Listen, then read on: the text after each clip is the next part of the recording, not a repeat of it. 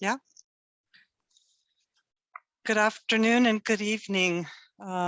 Thank you, our speakers from Ukraine and guests, for participating in Ukraine on Fire, Voices on the Ground, a webinar organized and sponsored by the Petro Jacyk program for the study of Ukraine at the University of Toronto, organized largely thanks to the efforts of Olga Kesarchuk and Larissa Yarovenko. My name is Ksenya Kiebuzinski, for those of you who don't know me. I'm co-director of the program, and I join you from my office in the Humanities and Social Sciences Library at the university, sometimes called Fort Book, which houses the largest collection of Ukrainian printed material and manuscripts in Canada and preserves them, and appropriately is the home for the Peter Putichny collection on the Ukrainian insurgent movement of the 1940s and 50s, as we think about present times. I'm going to just introduce our speakers by name and kind of general affiliation, and they are at undisclosed locations in Ukraine, or as and one of our speakers is in Warsaw. So our guests are Andriy Kulykov, chairman of Hromadske Radio, Juliya Bidenko, professor of political science, Mariia Zolkina, political analyst, who's in Warsaw, who will be able to comment on refugees and military aid efforts going on in Poland, and Mariia Shuvalova, who's a lecturer. I'm going to invite each of you to speak for about 10 minutes on your assessment of the situation now, how you and people are coping on the ground, whatever you can disclose and share so that your voices are heard, and what we as Canadians can do for Ukraine, where aid should be directed, what issues should we be pressing at Ottawa or Washington, D.C., or governments in Europe and elsewhere, or anything else you think is important to communicate, perhaps media, support for media and free voices. This webinar is going to only last an hour, and I want to give you as much time to speak as possible. So each of you be mindful of time so that the others can speak. We may or may not have time for questions, but for those attending, you may put your questions in the Q&A and I'll monitor them, time allowing. And while we begin speaking, I'm going to share a document of where people can donate monies to help Ukraine. So we're going to start in the order that I introduced the speakers. So Andriy, please unmute yourself. I have unmuted myself, and I've been unmuted for quite some time now, because every day I give at least 3 interviews to mostly English-speaking, English language media all over the world. Canada, of course, UK, the USA, India, and some other countries. And what has shocked me most of all, well, I was impressed by the interest. I was impressed by professionalism of most of my colleagues from abroad who called me, but there were some nasty moments on the second day of the full-scale invasion. I was in a bomb shelter, almost inaccessible from the outer world, but still some colleagues managed to call me on WhatsApp. And the very next question after, "How are you, sir?" was, "Now what are you gonna do now that Kyiv has fallen to the enemy?" I had to spend several minutes explaining to them that Kyiv is as far from falling to the enemy as it is now. So this testifies to great confusion which reigns even in the minds of professionals in some countries. And on the other hand, it shows that we must speak to the world, because those people who asked me this were not pro-Russian. No way. They were sympathetic. They were inclined to get to know. And this is one of the things that we're going to do. As a journalist, I find reassurance in the fact that we still manage to organize our broadcasts with our radio, in the fact that we still run our website, in the fact that we have even opened a new Telegram channel, and I, a conscientious objector to social networks, opened my Twitter account because I see that people read it.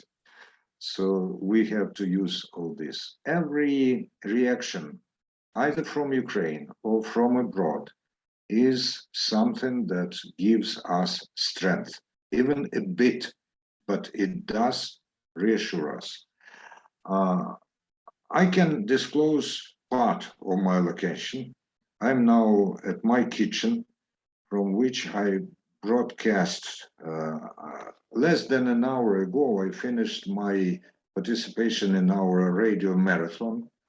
And the reason I finished it so early was that the Russian missile hit the television center in Kiev.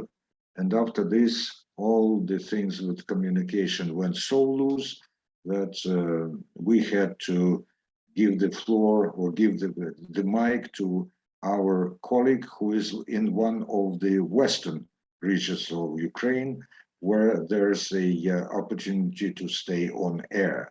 At the moment, our team, and usually there are something like 15 people a day who are engaged in organizing these marathons, are in very different locations. Some of us are in Kyiv, some of us are in Western Ukraine, 2 persons are abroad, and they are with us wherever they are. Everyone today who gives a contribution to our joint resistance is with us. We understand this, and we cherish their participation even more, because it would seem that being so far away, they could stay indifferent, but they don't. As far as we also go to today, we had people from Kharkiv, we had people from Zaporizhia, people from Chernihiv region on our marathon. Not half of those whom we planned to talk to because of technical and communication problems, you understand. But still, we are one of the outlets, of many outlets, media outlets, that provide people with the chance to cross-communicate even in these dire times. So my appeal and my advice to my foreign colleagues is go for the original source. Go for Ukrainians who are well acquainted with what is really going on on the ground. Do not check with Russian propaganda, check with us. We also may be mistaken in some cases. You understand the pressure that most of us are now on, but still there's a very ample opportunity to check with us. If it is necessary, we will provide you with contacts of the so-called ordinary people and of MPs and ministers and all people like this. And another thing is, of course, that if you know a good story about Canada's help to Ukraine, about people's mood in Canada towards Ukraine, do not wait until we ask you. Please forward these things to us. I have a very dear friend in Toronto, and she, well, she sends me these stories all the time. And I sometimes, after seeing them, of course, I use them on our website. The last one was about a Ukrainian Canadian football player from Winnipeg who went for a professional contract in Ukraine, but then the invasion started. And although he is a Canadian citizen, he said, no, I have to stay here. He enlisted into the Ukrainian army and he's now on active duty in Odessa. So this is the kind of stories we need in addition to official statements and rallies and all this. And this does not necessarily mean that we need stories about people who take arms in their hands. I, for instance, have relatives in London, UK, not London, Ontario. And they are a very near and very close-knit family. The wife is Ukrainian, the father is Tanzanian, and they have two sons who are my nephews, thrice removed. And every day since the invasion started, they go to Whitehall, and now they go to Trafalgar Square because Whitehall cannot hold any more people, and Trafalgar Square is much bigger. So stories about families, some examples of how Canadians support each other in dire times and in peaceful time. This is also very, very important. Forgive me for being so disorganized during this interference, but that's what I wanted to tell you. And by the way, tonight, or rather tomorrow morning, because it's going to be 5 after midnight Ukrainian time, I am going to again speak to a radio station in Winnipeg, I believe, who've been calling me every other day since the invasion started. So thank you. Thank you, Andriy. Juliya, if you could please join us. Yeah, hello everyone. Many thanks to the University of Toronto for your request. And really, I maybe at the moment it is hard to talk as a political scientist, but actually I want to share the information about situation in Kharkiv mostly, not only about all Ukrainian situation, but I think that Kharkiv was the most targeted today. So we have these two missiles on a square, main square of the city, and actually the regional administration building was totally destroyed, and 7 people were killed, as we know now. And actually the university, when I'm working as associate professor for at political science department, was also suffered from these bombshells, and we have no windows at all. And it is very important that among those who were killed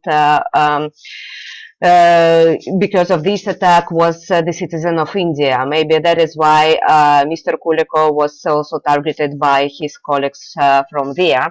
Actually, I also provided like 4 interviews for today, and people, journalists, they tried to find the stories which could be touching for their audience. But I want to underline that maybe you don't need so much personal stories, because all the country, all the city is under the threat at the moment. So Russians, they do not stop bombing civilians and sleeping quarters. There is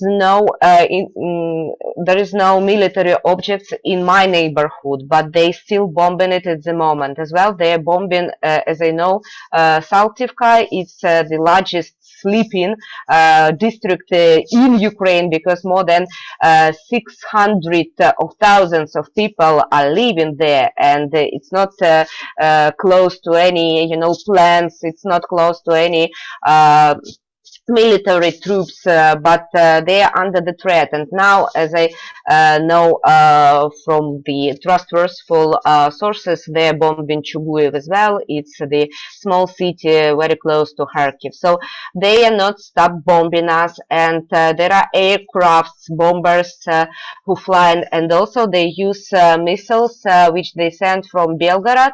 It's Russian territory, very close to Kharkiv. I can remind you that Kharkiv is only 40 kilometers from the Russian border, and I would say that they planned to capture it and occupy it very fast on the very first day of the war. And they even have this propagandistic message that people in Kharkiv will meet Russians with the flowers in their hands, but they were so much mistaken. It shows me that Mr. Putin and all those who are responsible for these war crimes in Ukraine, in Kharkiv, they do not know how people change since 2014 and how many pro-Ukrainian people lived in Kharkiv even before this bloody war, even before this wide-scale invasion. And also I want to apply to international organizations and to my colleagues, experts, and to every audience that I can reach. There is a humanitarian crisis in Kharkiv. People are very close to get starving. My relatives who are there, they didn't eat bread for 3 days. There are huge problems with the fuel because bakeries they are working, but we have no people, we have no cars and buses and trucks to deliver this bread, to deliver this food to the to places, to provide elderly people, to provide single people with the food. And the other aspect of this crisis is the lack of meds, the lack of drugs, the lack of blood, because people get injured every hour in Kharkiv due to these bombshells. And now I tried not to teach people and not to go deep into analysis. I think it's my task for future, but I try to be useful and I try to organize, to coordinate those people from other regions to deliver some blood for Kharkiv hospital, to deliver some bread to Kharkiv regions. And we try to connect volunteers on grounds and to connect those who can buy, bake, and to transfer all this humanitarian aid which is desperately needed in Kharkiv at the moment. Is it getting there? I mean, is there paths for the aid to reach Kharkiv? Well, it is very, it's not so easy because, for example, a lot of my colleagues, a lot of friends from the European Union, from United States of America, from Canada, try to reach me and try to ask how they can be helpful in this situation. And actually, a lot of Western people and communities, they are going to pay. And we appreciate this, of course, but the real problem that in the area where hostilities are the most hottest, where it is very hard to pay with the cards, and it takes a lot of time. So you can have money, but when you can't get any fuel, just to deliver people, to provide people with some medication and food, it's very hard to, to get oil in a region, gas, I mean. It's very hard to buy something. So we can collect money, and for sure we appreciate any assistance in that way. But the huge problem that international organizations are not operated on the ground. It's true. We can see any United Nations organization who would be helpful for that. And for example, my friends in France from Ukrainian diaspora, they collected humanitarian aid and food, and they were volunteers who are ready to to take it to the border, but then it is very hard to find people who are ready to cross all the Ukraine under the constant airstrike alarms. And actually, they are very afraid to be near the Kharkiv because Russians, they are not stopping. They are bombing every few hours. Okay, thank you, Juliya, for the sobering account, and I guess that's where the Canadians can try to assist in whatever way they can. I'm going to now turn it over to Mariia Zolkina, who's in Warsaw. Please, Mariia. Hello. I will hop on from the point which Juliya stopped with.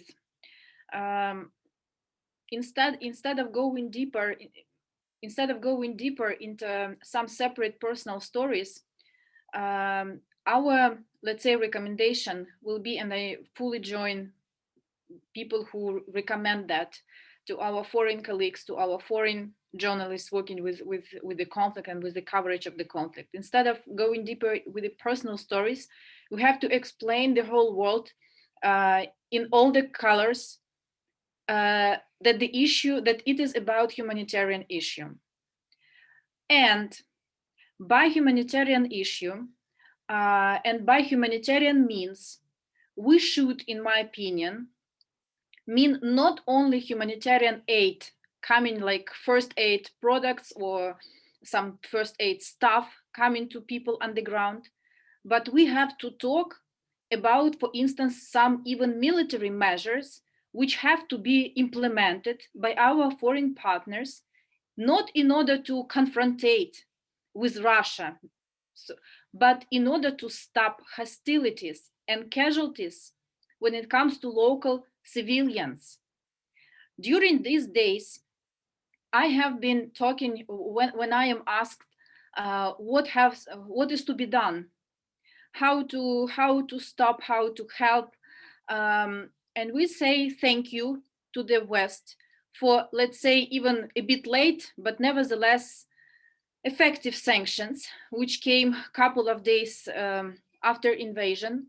But at the same time, these sanctions cannot stop shellings of civilians, of residential areas.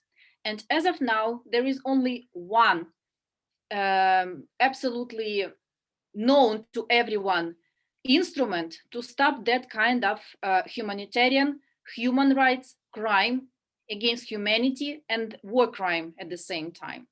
This is some kind of non-fly zone above Ukraine.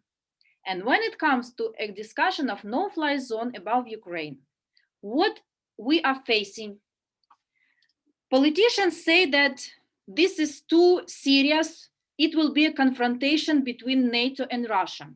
We don't want a bigger, larger war. We have to prevent that scenario. My response would be, you cannot prevent that scenario because this is Russia who will attack you, not you will attack Russia. If tomorrow Russia will attack Belarus, if it will attack Poland from Belarus territory, what will be the response of the West in that case?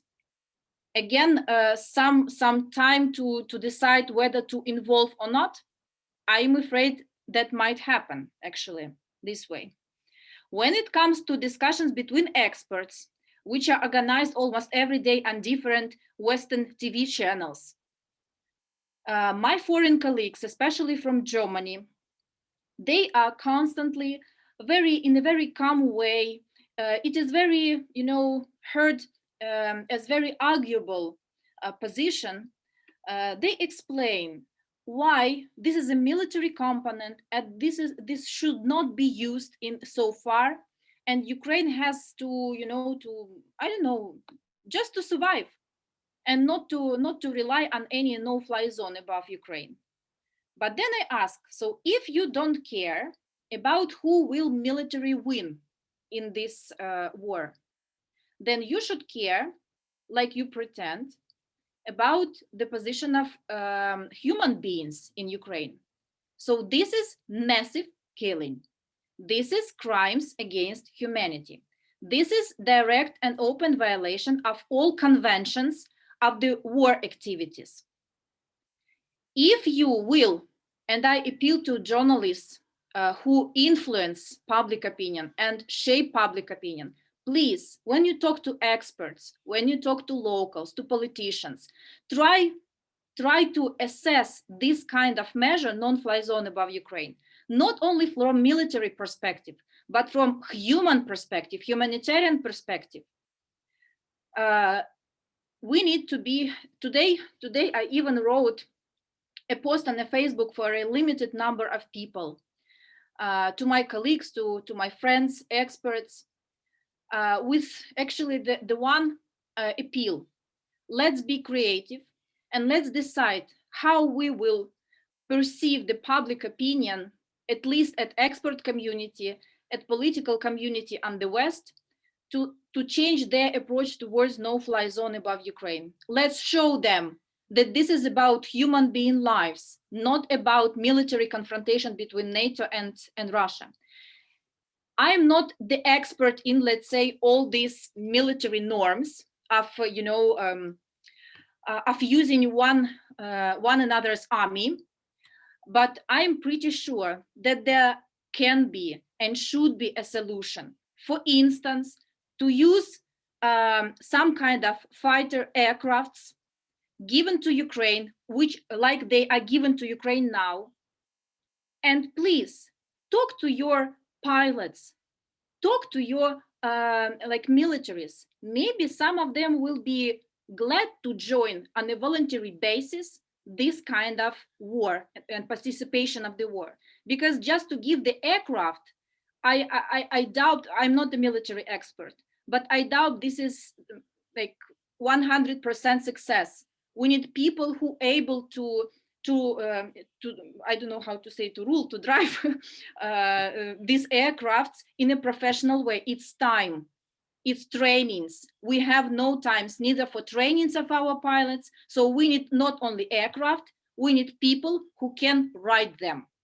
And I'm pretty sure among professional pilots all over the world, at least among those countries which permanently send their troops to hotspots on the earth, there will be significant number of pilots who will be ready to go to Ukraine and work as physical persons there. But what I really need, or what as an expert, let's say, about the issue, is that this topic at least be tried to, to highlight it from this kind of perspective, not just a fear that it will be a large war and NATO is not ready to join the war. And from here we come to the second my point. I think that we have to, international journalists have to learn from Ukrainian officials right now. I will explain. On the one hand, Ukrainian officials' public messages to the wide public are like, we stay firm, we will not surrender, we will not concede, we will not negotiate about any concessions until there is stable ceasefire and withdrawal of troops. So, but they say honestly, situation is critical, difficult, but nevertheless, we have to survive, we have to stand firm. And this makes people, even those sitting in the shelters during day and nights, feel that the army is strong and the issue will be solved.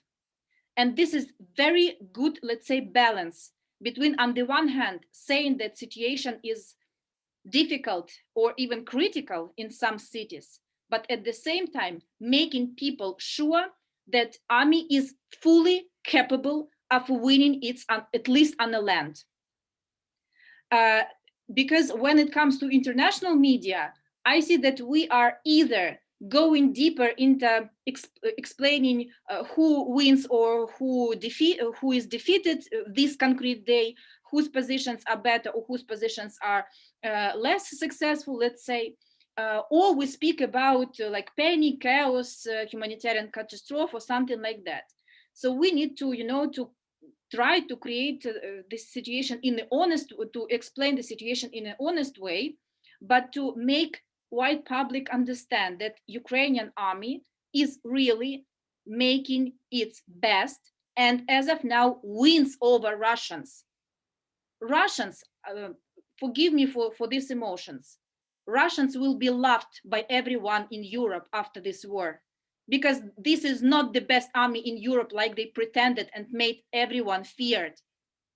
And that is why we have to create that kind of image that Ukraine doesn't need to concede. We need to surrender. We need weapons. We need some kind of high technologies. We need support in a creative way, like with example with the pilots and not only aircrafts. And we will win. We all, Europe and we. And the last but not least point, my recommendation, I'm not in Ukraine right now. So for me to plan, let's say I talk a lot every day to all the journalists. I don't follow if I'm quoted or not, but I spend a lot of time to explain them what is going on, because I want just to, to push the message. And I'm really disappointed, even being not in a shelter, I'm really disappointed with the fact that sometimes our journalists or our colleagues, because I talk to some kind of experts also, they just do not value our time in this moment. They agree about interview 1 or 2 days in advance, and then 1 hour before the interview they cancel. Guys, are you serious? I have, especially for this evening slot, when America and Canada are awake already, but we are not sleeping yet. This is the most tough period of the day. And I want not to spend time, not to waste time. I want to talk every second and every, hour, because I have requests for that. And I can, in contrast to my colleagues who are sitting in the shelters in Kyiv or in Kharkiv, I have that kind of possibility. And when I, refuse 2 journalists in order to give the interview to the 3rd one, and he cancels, I don't know what to say. Today, I saw 2 tweets from Ukrainian journalists. One of them is very famous in Ukraine and abroad, and she is one of the main Ukrainian tweeters, let's say. The main idea of those posts was that they feel that they are simply used by, they're both in Ukraine, they feel that they're simply used by international staff to explain the situation. They are paid nothing, of course, and this is again not okay. At least for people who are now in Ukraine, I'm sorry, I'm not in Ukraine, so I am a different story. I have the possibility to earn on my living, but those people cannot right now. And if they help you, please, big international media, pay these people for their columns, for their blogs, for their interviews. I don't think that you will suffer, international media will suffer a lot from that kind of support to people both knowing everything on the ground and explaining it to the whole world, but it will be even morally correct under these circumstances. So, and about personal stories, we talked about that before we are on air, and I will maybe end with this, that please do not be keen on personal stories with photos. Like yesterday, I was asked, when I tell at the interview that my family was living in the very east of Ukraine or something like that, and say that they're in a safe place, or when I tell yesterday in the interview that I know the guy, and that I'm proud now that I personally know the guy who is shutting down Russian aircrafts, not the Ghost of Kiev, but nevertheless another one. And I was asked 2 questions after the interview in the private messages. First, can you give us please the photo with all of your family, like you are happy and everything is okay? I said, okay, one member of my family is a public one, and everyone knows in Ukraine that that we are relatives. Actually, we didn't hide this fact. But other parts of my family have never been public and will not be, especially at this very moment. So I won't tell you where they are, what are they doing. They are doing their job. It's enough to know. Or please send the photo of that guy hitting aircrafts. Yeah, of course, 100%.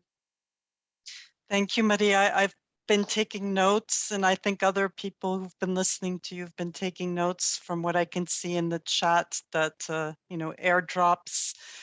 But as you said, you need professional pilots who can navigate it in safe corridors. And it seems that there is a consensus from the people who are listening to you today that we need to write to Ottawa about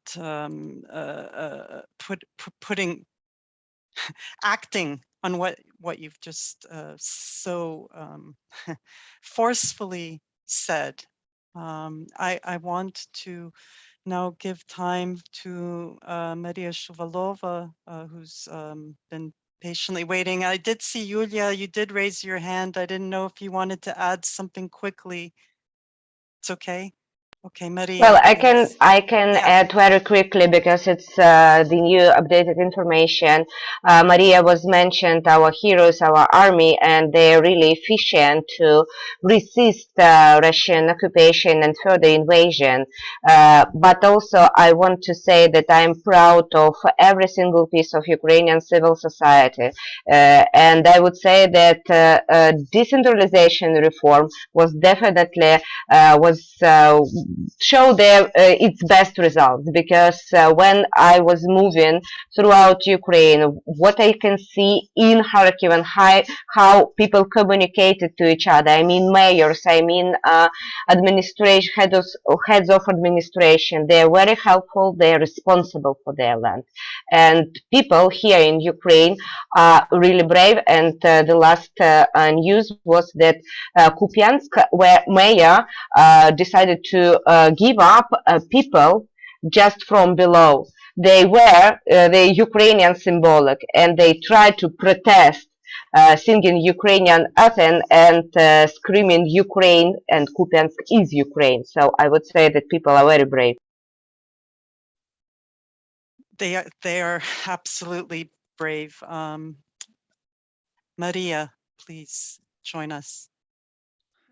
Hi everyone. Thank you for organizing that, and thank you for my colleagues. They did brilliant comments, and I fully agree with them. So I will just add a little hints that I think are important. So I won't lie, we're really exhausted right now, but anyway, we're staying and we are focused to be as much productive as we can, because right now another challenge that we are facing is organizational, communicational, and coordinational. We really right now need to be focused and maximize our effort, because we having a lot of help requests and help offers, but it's really hard to work with each, because there are so much of requests of help.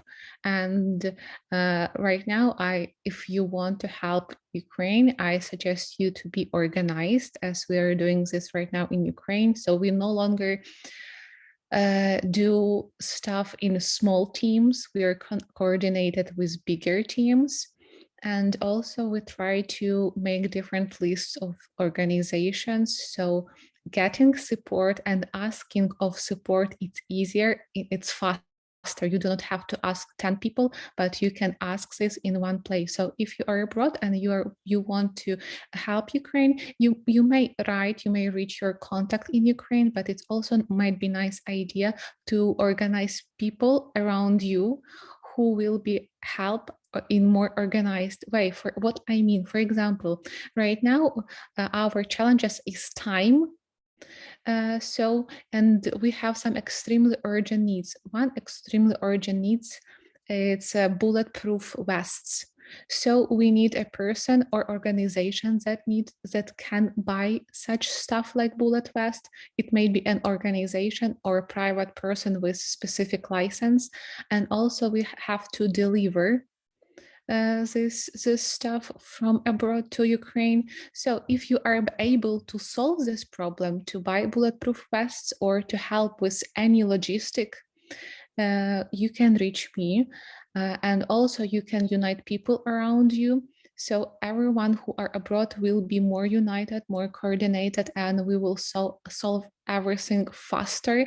And we won't have 10 help offers, but we will limited number of messages of communication, because it's also all about time. So that was my main message, and it's all also can be used about different ways to help here right now. Also, informational war is pretty severe right now, and it's what I am working on here.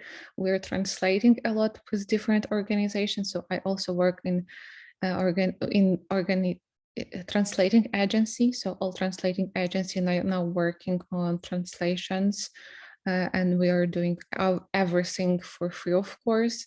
But you also may help spreading information, because right now is more information available in English, and my friends did amazing comments that you should trust Ukrainians media, not Russians media, but also you can reach your friends in Russia and Belarus and share this information with them, because a lot of people are not aware and they do not have broad pictures. And we here right now trying to reach Belarusian and Russian people and fight with propaganda. And that's fun how Russians are saying that all that bombed tanks, it's actually Ukrainian tanks.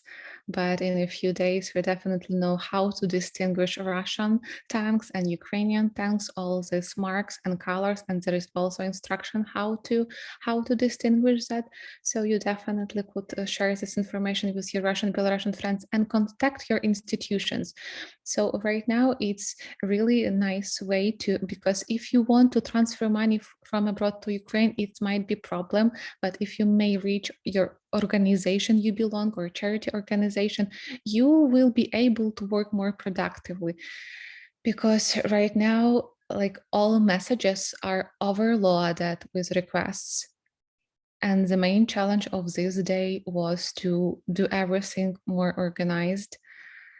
And the best news that we're dealing with all the challenges, but we definitely need more help 24/7. So I won't speak more, but I will say that I am grateful for all people who are supporting Ukraine, and we have a lot of work to do in the future. So it's a long run, and it's important to involve everyone, because indeed a lot of catastrophes in different spheres, starting from infrastructure. And also I would love to say that Ukrainians who are abroad, they are amazing. And I am so sad to know that they are feeling that they are guilty. And I would love to spread the message that they aren't, that they are amazing. And they also need psychological support, even despite the fact that they are not in Ukraine. But please support Ukrainians all over the world. It's also so hard for them. So thank you so much. Since humanitarian aid seems to be the most essential, is money, I would assume cash is the best way, or because I hear about people collecting medical supplies and things here and shipping them there, and I'm thinking the distribution is such a challenge. But I also have, so that's one question. The other one is about how can we win the informational war against Russia? Because how is it that, I mean, the protests I've seen have been so small, and the war will stop if they rise up. So so please, Andriy, I see your hand up. Well, there is no, of course, certain answer to these questions, but by talking, information wars are not won by only counteracting hostile propaganda. They, to my deepest conviction, are won by offering people quality product instead, you know. And this is one of the problems that we have faced in Ukraine for many, many years, that we only tried to somehow clean our air of Russian information invasion and did not care enough for creating our own quality product. So this is one of the, which would play the role of replacement therapy. People need to have something. So instead, you understand what I mean. How to do this in the Western world? This can be done probably even easier if than in Ukraine, because your public is more used to quality information. Not all the strata. I know. After all, I've lived in Britain and I know what is published and shown there, but still. And if Ukrainian culture, literature, and journalism is promoted, then step by step, we may get quite a following in countries like Canada, the UK, New Zealand, and even the USA. As for cash being sent to Ukraine, I don't know. I still cannot exchange my 25 Canadian dollars because I am being told every time that they are no longer in circulation, although I know for sure that they are.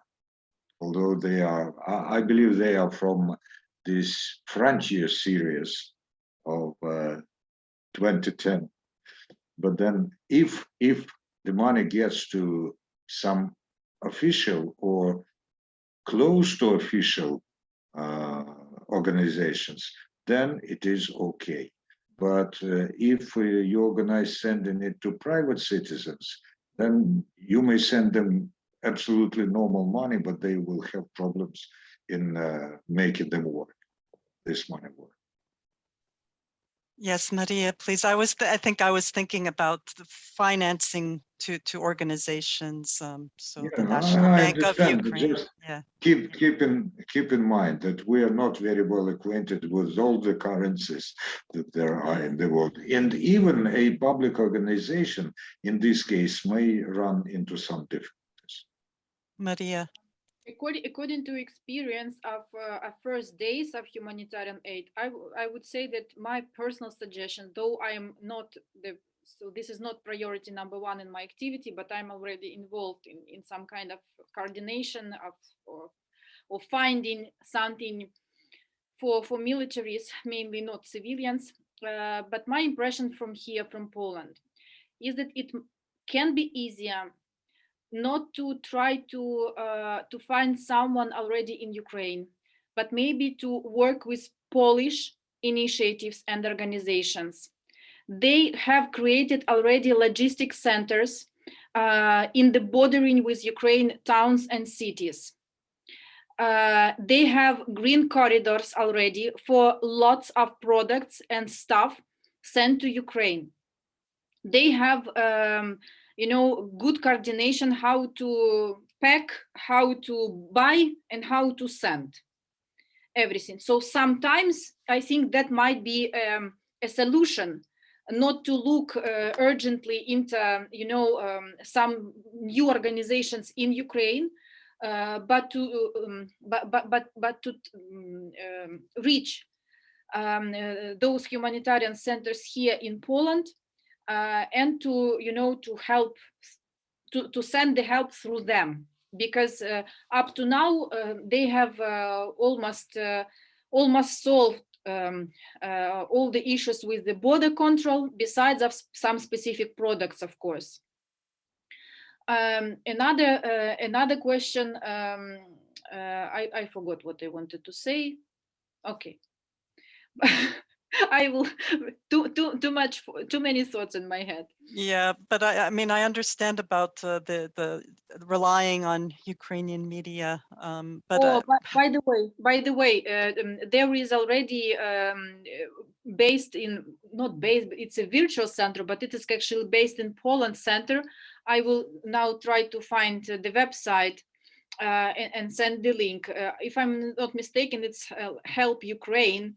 It is the common initiative made by the armed forces of Ukraine, number of big foundations, both Ukrainian and Polish. I shared the link already earlier, so yeah.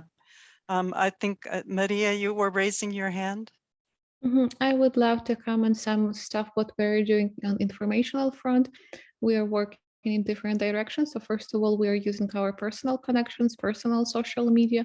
Also, we involved in institutions that are doing informational campaigns for Ukraine, but also we were trying and we actually succeed. So Netflix won't stream 20 Russian propagandist governmental channels. So if you hear information that some company who is streaming some multimedia, they might be streaming Russian channels, you can coordinate people all around you and try to stop that, to prevent that. And also we are asking Anonymous to start streaming Ukrainian news on their national channel. So how to ask Anonymous, you can make a post and tag them in all your social media. So there are a lot of options. And also what we are doing, because a lot of people who do not have a good literacy with all digital stuff, they might use Google Maps, go to different locations in Google Maps in Moscow that are very popular and add different images from news and these tragedies that we are seeing right now. So it's quite easy. And also you can be active on your social media, blocking accounts that are spreading propaganda. And also we are reaching influencers, public person, and trying to work with them as well. I'm collecting all these ideas, and I think the number one is no-fly zone, and humanitarian aid, safe passage for humanitarian aid to be delivered to those areas. I mean, that are being particularly hard hit, such as Kharkiv right now. That sounds very like a desperate situation. We have just about 5 minutes left. You're receiving a tremendous amount of support from people in the questions and answers. So if you want to say any, 1 minute each, please go ahead. Yes, Juliya, please, and then Yes, Mariia. I totally share the arguments of Mariia and Mariia, and I also wanted to ask not to contact maybe personally with a small amount of assistance, but try to be organized and try to reach, let's say, large organization in Ukraine and in Poland, because it's really sometimes takes a lot of time to organize something which is not so efficient for large cities which are suffering from Russian invasion. The second point, I also try to provide fair information about current Ukrainian situation to my colleagues, to the journalists from different countries.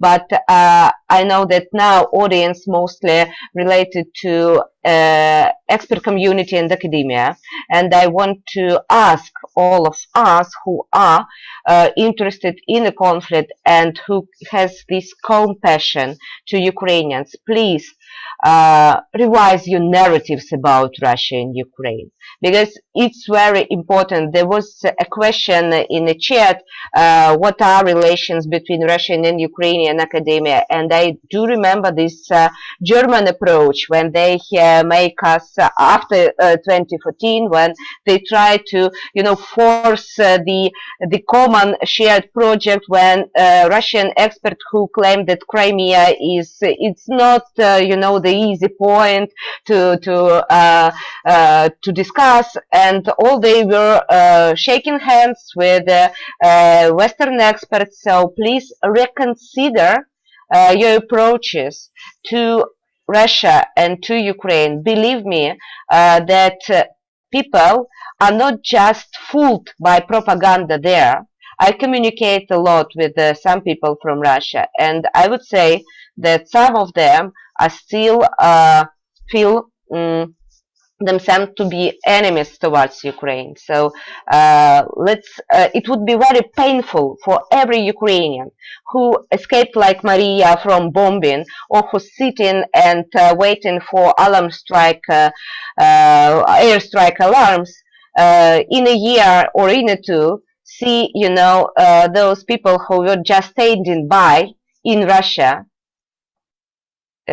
collecting or visiting the one single conference, for example, in Canada, in New York, in Estonia, or in Germany. So please change your narratives, and it would be the very important input from your side, from the side of Western academia. Mariia, you also wanted to jump in? Yeah, I really like that we reach different angles on what to do and what we are saying right now here. So even if you're an ordinary person and you don't know where to buy bulletproof vests, just remind what you can do the best and do it for Ukraine, because a lot of ordinary even children's people who are studying in school or universities, they're joining to spreading information and doing this informational work. So it doesn't matter what you can do, just join us and keep doing it with us. It's essential. Even a small step is important. So thank you for being with us. You're so thoughtful. And Andriy, I do have a story. There's a graduate student at University of Toronto, Olya Khometa, who traveled to Warsaw I with know her personally. several suitcases of bulletproof vests, and arrived this morning and is delivering vests. So that's amazing. Yeah, I'll try to send you that information if that's the kind of story that helps people in Ukraine. Thank you all so much for so generously sharing your time with us. I promise to do what I can to act on your proposals, and I think many people who are here will do so as well. And I wish you a safe night. And thank you so much. Take care. Take care and keep up the good work. Thank Bye-bye. you, Andriy. Bye-bye, everyone.